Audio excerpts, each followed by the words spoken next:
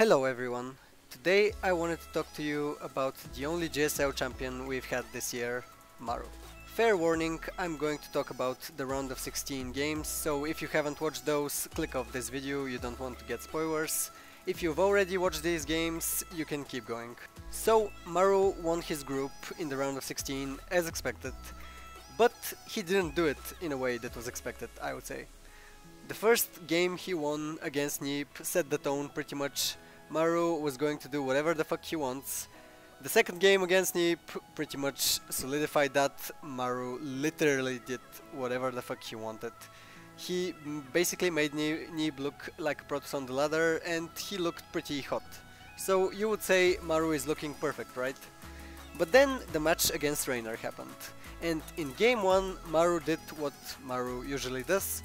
I admit there was a break in this game, so it was pretty bullshit. Maru had a sound issue, I think, so yeah, that's not good, but Reynor honestly outplayed him. He handled Maru's 2-1-1 push, I think, which was pretty silly at this point, since I think Maru's been having less and less success with it. But anyway, Reynor goes up one game. That's the Italian Zerg player who's basically in his first GSL Codes and isn't expected to beat Maru out of all people. But Maru eventually tapped out of game 1, and heading into game 2, he did a proxy build, which got scouted, got countered, and Maru should have been dead to rights, so to speak. But instead, Maru, as always, came back after failing his proxy and managed to somehow pull off the steal.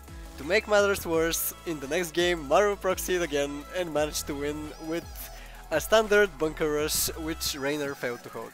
And immediately after Maru got out of this group, people were quick to say things like, oh, Maru is just hiding builds, he underestimated Reynor, oh that sort of garbage someone says who's never competed at anything. Maru was wanting to win all these games. Maru wanted to win every single game. The fact he lost one game is a troubling fact, but don't excuse the proxy play by saying, oh, Maru just wanted to style on these guys, or Maru wasn't using his best builds. Guys, it's the round of 16 of Codes. No one is hiding builds. Please get that thought out of your head. No competitor is going to accept defeat. He is going to accept that they have a better build, but they're going to let their opponent win. Just this once. No one, absolutely no one, regardless of who they are, regardless of how many WCS points they have. If you want a great example of that, Zero is winning currently a random ass tournament with a bunch of no-name players, bunch of Zerg players out of all people. He's currently 12-1, I think, in map score. What fucks does Zero give about a random ass tournament? But he's never going to lose on purpose. He's never going to play suboptimally, use shitty builds, just so he can have an edge later at BlizzCon, for example. So the idea that Maru is holding back builds, guys, that's fucking ridiculous. Maru is Maru. Maru is exactly who he shows you that he is. And I'm going to use one of my favorite all-time games to prove it to you. Remember 2012, when the game was called Starcraft 2, Wings of Liberty? Maru played back then, that's 6 years ago. And you know what? He was the same fucking player. He was called Maru Prime at the time. And he was infamous for his greedy play, proxy play, and his mechanical prowess. Nothing has changed, so to speak. And if we can trace Maru's play, Maru's tendency that far back, you just have to admit at some point this is who he is. He isn't hiding anything, there's nothing more to be seen. Yeah, if he faces Dark, if he faces some sort of top tier Korean player, he's going to bring a little bit extra. He's going to bring out a fresh new trick to build into his own play, but he's not going to suddenly come out with a super new mid-game style or late-game style you've never seen before. That just doesn't happen at this level. So let's jump back in time to 2012, into a game I loved so much at the time and managed to remember when I was thinking about making this video, so we can break down what he managed to do back then when he was a far worse player, still not a complete player, not what he is now, but still such a promising talent. So let's set the stage. It's 2012, it's GSL Code A. Remember Code A? Remember when qualifying for GSL was a lot tougher. So, it's GSL Code A, it's 2012, it's Wings of Liberty, and Maru has to play against CJ Entus Effort. Remember CJ Entus? Remember Effort? You're going to get a lot of nostalgia from this video, unfortunately. So, jumping right into Entombed Valley. Remember, I'm going to cut it out. We all remember Entombed Valley, that piece of shit map. So, it's a 4-player map, and Maru... what do you expect Maru to do? Of course he's going to proxy. So, Effort barely manages to not scout the proxy. Sucks to be Effort. But Maru has proxied a long way away from the Zerg. He's trying to hide the barracks. You can tell he's still not as confident as a player. On the way back, Effort even manages to spot the barracks, so immediately Maru is a little bit fucked. The barracks are too far away and now Effort knows.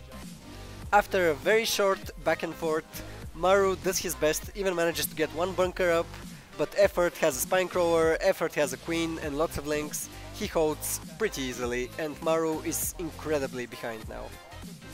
With his back against the wall, Maru does what any Prime Terran would do and puts down a CC and a couple of more barracks to make a wall.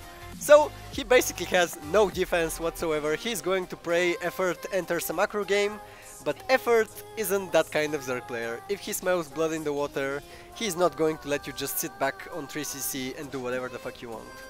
Effort starts link speed, puts down a Baneling Nest, and soon enough is going to put down a Roach Warren as well. He's going for the bust because for a fact he knows Maru has almost no fighting units.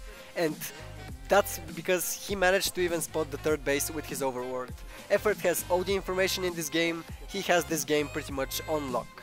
And at this point you should probably expect Maru to lose, just like he should after a failed proxy, right?